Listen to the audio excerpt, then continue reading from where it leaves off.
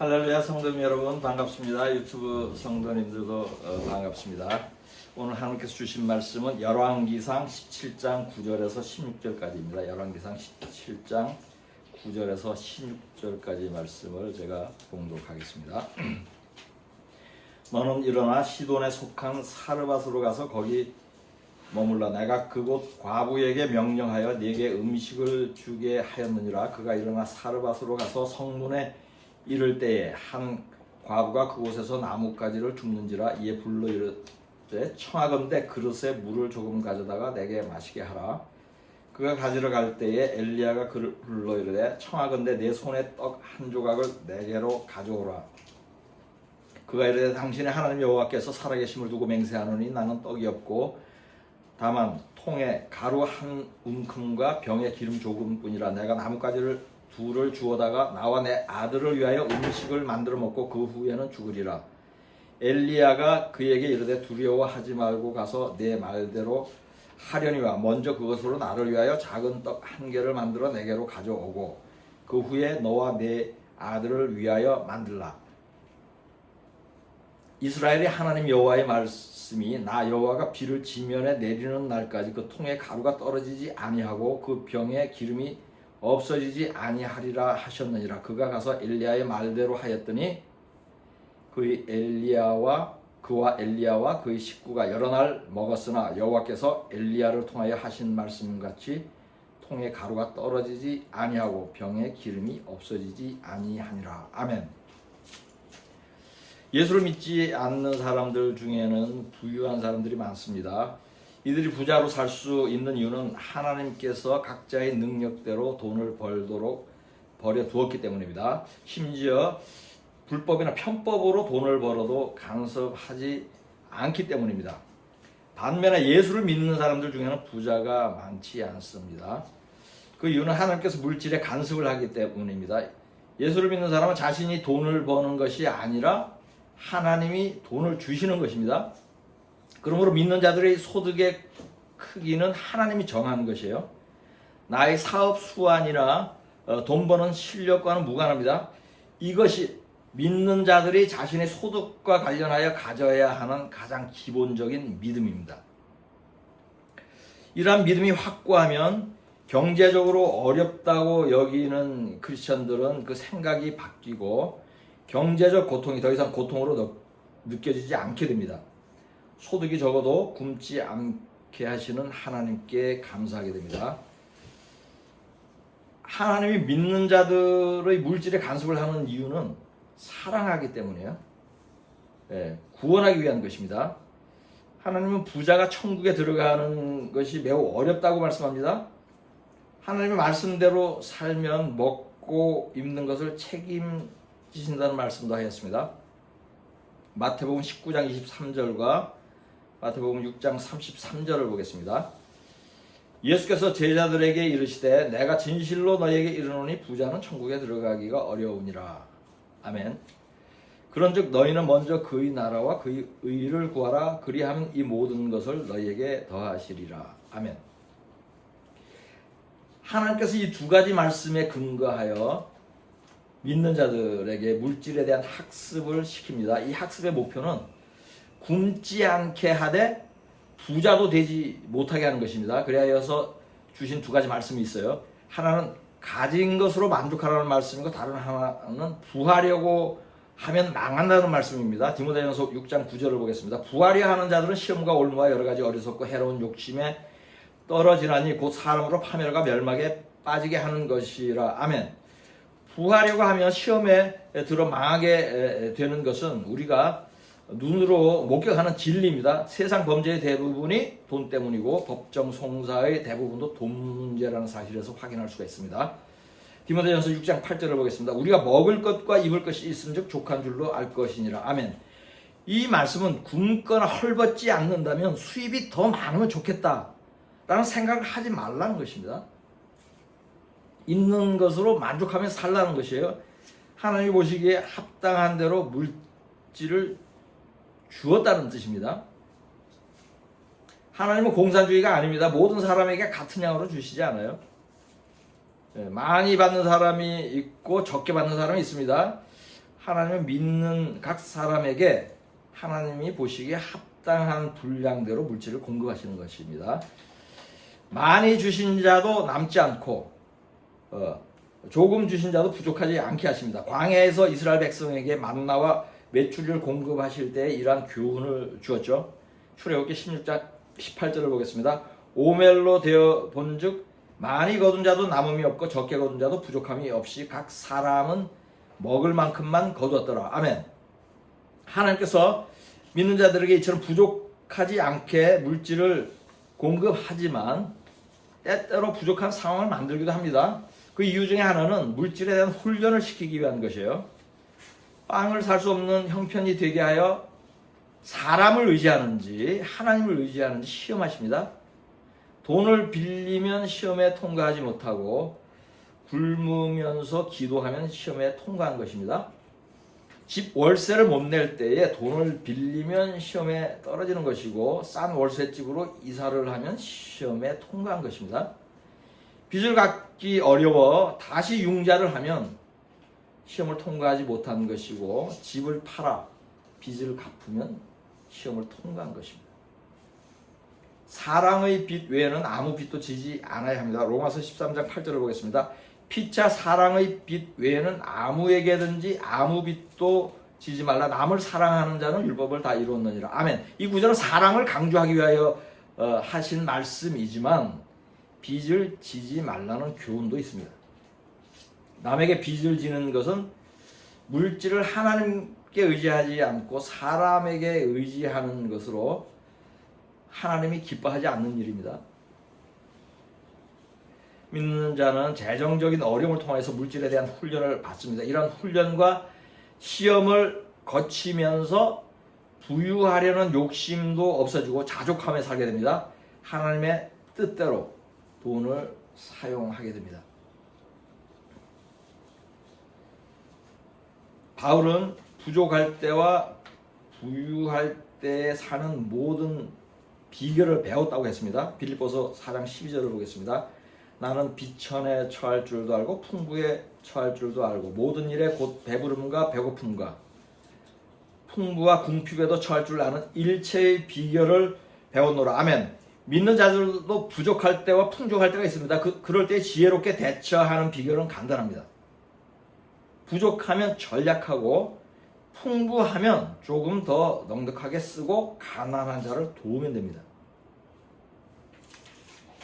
믿는 자의 소득은 하나님이 주신 것입니다. 소득을 자신의 능력으로 번 것이라고 여기면 소득이 적을 때 자신을 원망할 수 있어요.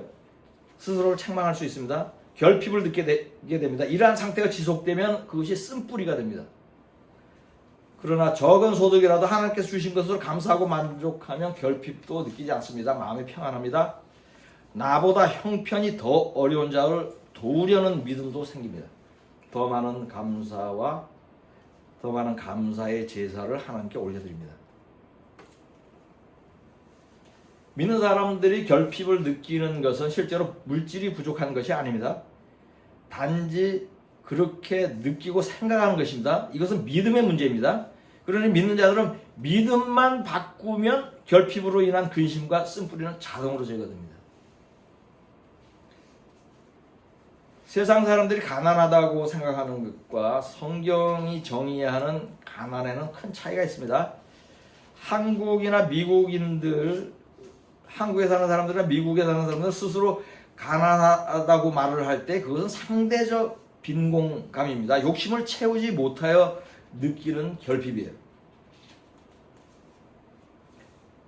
믿는 사람은 가난한 자와 부자의 기준을 성경적으로 정의하고 적용해야 합니다. 성경은 어떤 사람이 가난한 자이고 누가 부자인지 분명하게 말씀하고 있습니다. 잠언 30장 8절을 보겠습니다. 곧 헛된 것과 거짓말을 내게서 멀리하옵시며 나를 가난하게도 마옵시고 부하게도 마옵시고 오직 필요한 양식으로 나를 먹이시옵소서. 아멘. 이 구절의 뜻을 이해하는 것이 어렵지 않습니다.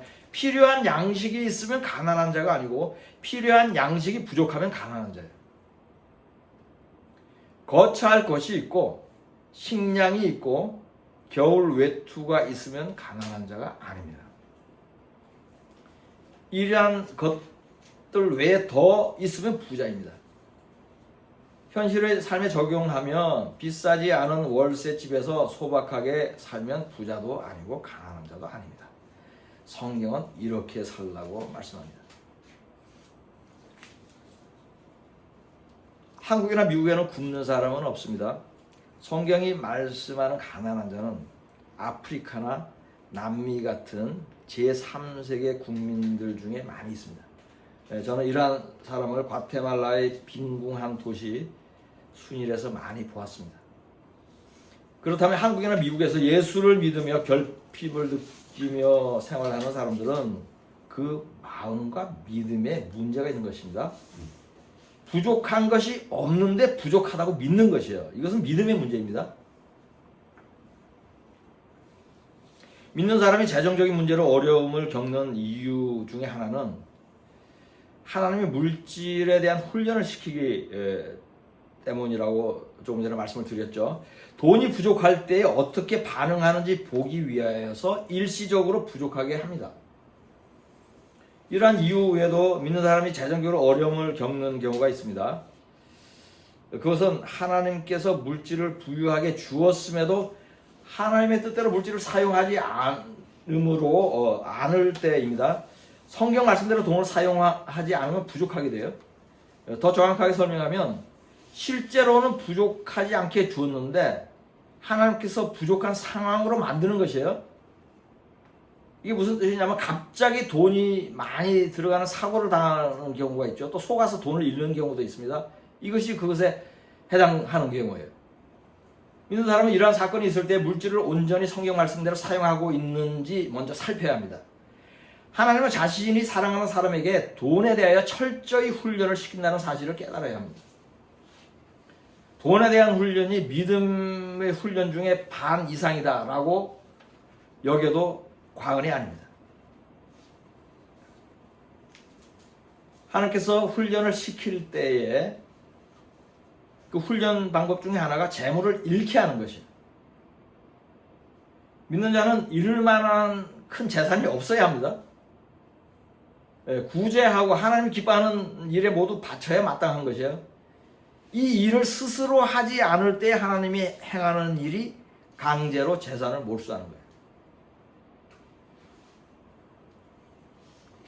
넉넉한 수입이 있고 집도 소유한 어떤 교인이 있었습니다. 이 교인은 경제적인 결핍으로 근심하고 있었어요. 이 교인은 결혼해서 자녀도 두고 있었는데 결혼 전부터 오랫동안 경제적인 어려움을 겪었다고 합니다. 이 교인은 항상 돈이 부족한 것에 대한 쓴뿌리가 있었어요. 자녀를 사립학교에 보내며 학비가 부족하여 근심했어요.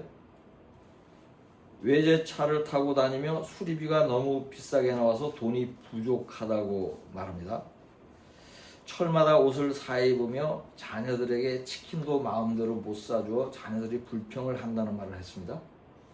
이분은 어렸을 때부터 예수를 믿었고 신실하게 믿음 생활을 하려는 마음이 간절히 있었어요. 그러나 돈에 관한 매여 있었어요. 이분은 오랫동안 믿음 생활을 했음에도 11조를 온전히 하지 않았습니다. 할 때도 있고 하지 않을 때도 있었어요.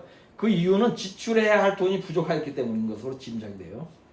이분에게 제가 권면하였습니다. 집을 팔아 월세로 이사하고 남는 돈으로 당분간 경제적인 어려움에서도 해방되고 자녀들에게도 넉넉하게 해주라고 했습니다.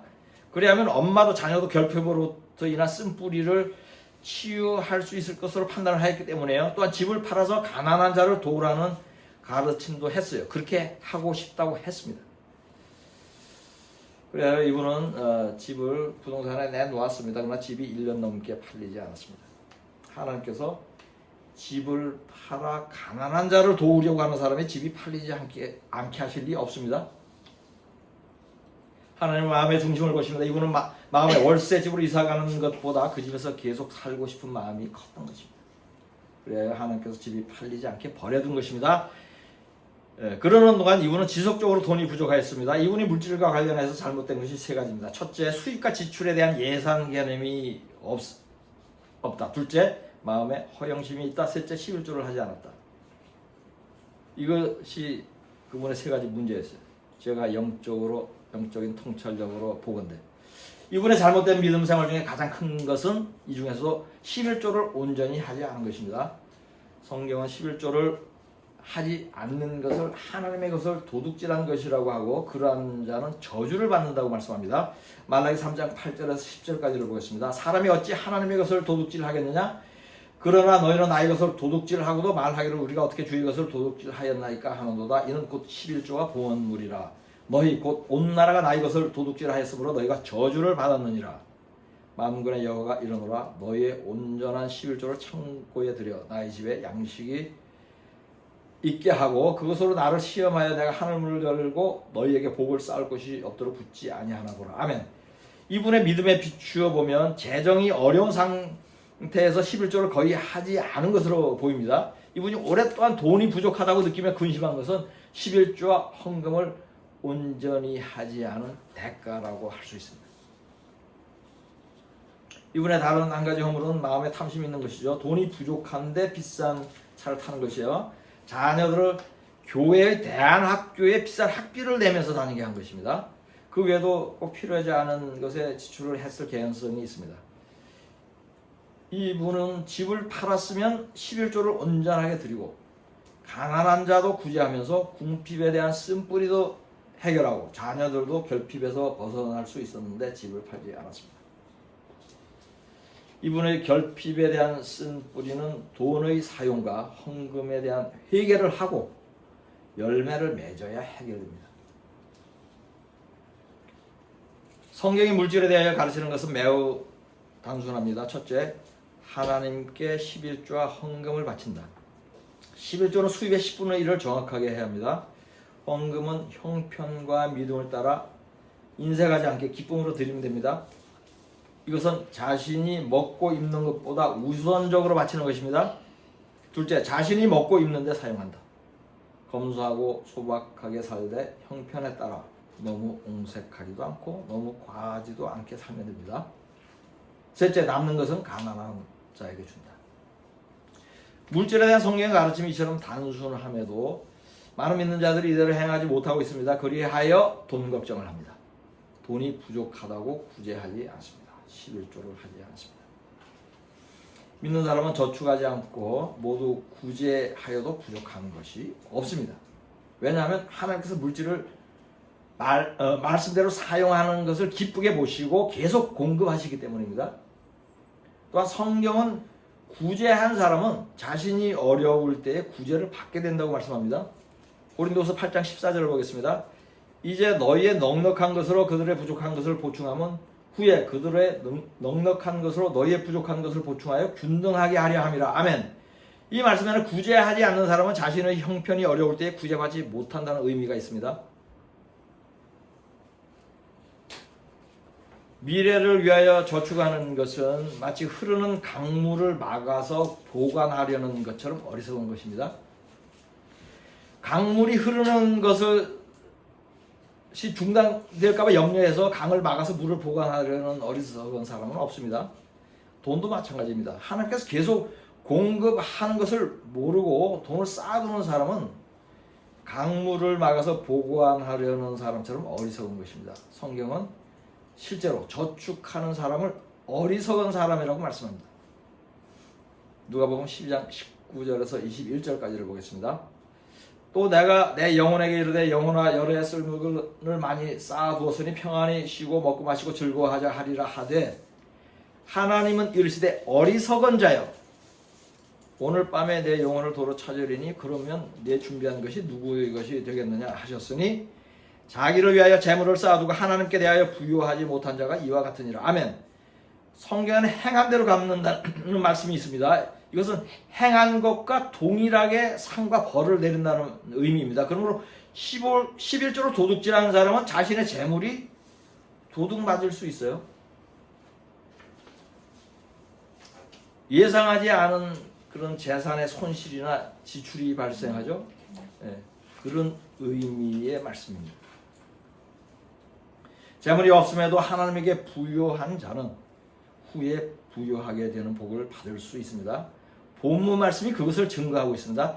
선지자 엘리야는 36개월 동안 가뭄이 있을 때에 그릿 시냇가에서 까마귀가 물어다 주는 음식으로 연명을 하고 있었어요. 그러던 중에 하나님께서 사르밧에 있는 한 과부를 찾아가라는 명령을 받았습니다. 그 과부는 조금 남은 밀가루로 떡을 만들어 아들과 함께 먹고 죽을 생각을 하고 있었습니다. 왜냐하면 그것이 남은 모든 식량이기 때문이에요. 가뭄으로 기근이 심하여서 많은 사람이 이러한 처지에 있었습니다. 엘리야는 그 과부에게 자신에게 먼저 떡을 해주고 그 후에 먹으라고 했습니다. 본문 말씀 중 열왕기상 17장 13절을 다시 보겠습니다. 엘리야가 그에게 이르되 두려워하지 말고 가서 내 말대로 하려니가 먼저 그것으로 나를 위하여 작은 떡 한 개를 만들어 내게로 가져오고 그 후에 너와 네 아들을 위하여 만들라. 아멘. 사렙다 과부는 엘리야의 말을 들었습니다. 엘리야가 하나님의 선지자인 것을 알고 그렇게 한 것입니다. 그리하였더니 그 과부의 집에 밀가루와 기름이 끊이지 않고 공급되었습니다. 본문 말씀 중 열왕기상 17장 15절 16절을 보겠습니다. 그가 가서 엘리야의 말대로 하였더니 그와 엘리야와 그의 식구가 여러 날 먹었으나 여호와께서 엘리야를 통하여 하신 말씀같이 통에 가루가 떨어지지 아니하고 병에 기름이 없어지지 아니하니라. 아멘. 이 과부가 행동한 것이 조금 전에 언급한 하나님께 바치는 헌물은 자신이 먹고 입는 것보다 우선해야 한다는 말씀에 부합하는 것이에요. 보통의 사람은 조금 남은 밀가루를 남을 주지 않을 것입니다. 그러나 믿음의 사람은 그렇게 해야 합니다. 구제해야 합니다. 하나님께 먼저 부요하게 바쳐야 합니다. 이러한 믿음이 가난과 결핍을 이기고 부유하게 되고 승리하는 것입니다. 가난과 결핍의 문제로 근심하는 크리스천들에게 주는 메시지 요약하겠습니다. 첫째, 굶지 않는다면 지금 주시는 것은 부족하지 않습니다. 둘째, 시험과 연단을 위하여 한동안 경제적 어려움을 겪을 수 있습니다. 셋째, 시험을 겪으며 물질에 대한 훈련이 끝나면 형통해집니다. 넷째, 물질을 성경 말씀대로 사용하면 사렙다 과부가 받는 동일한 복을 받습니다. 여러분들 중에 경제적인 문제로 고통받거나 쓴뿌리가 남아있는 분들은 우선 자신의 믿음과 삶을 돌아보십시오. 그리고 오늘 설교 말씀을 겸손히 받으시고 자족하는 마음으로 하나님께 감사하십시오. 물질의 크기와 상관없이, 수입의 크기와 상관없이, 그리하여 가난과 결핍의 쓴뿌리는 제거되고 기쁨과 평강이 여러분의 마음에 충만해지기를 우리 주 예수 그리스도의 이름으로 축복합니다. 열왕기상 17장 15절 16절 말씀으로 설교를 마치겠습니다. 그가 가서 엘리야의 말대로 하였더니 그와 엘리야와 그의 식구가 여러 날 먹었으나 여호와께서 엘리야를 통하여 하신 말씀같이 통에 가루가 떨어지지 아니하고 병에 기름이 없어지지 아니하니라. 아멘.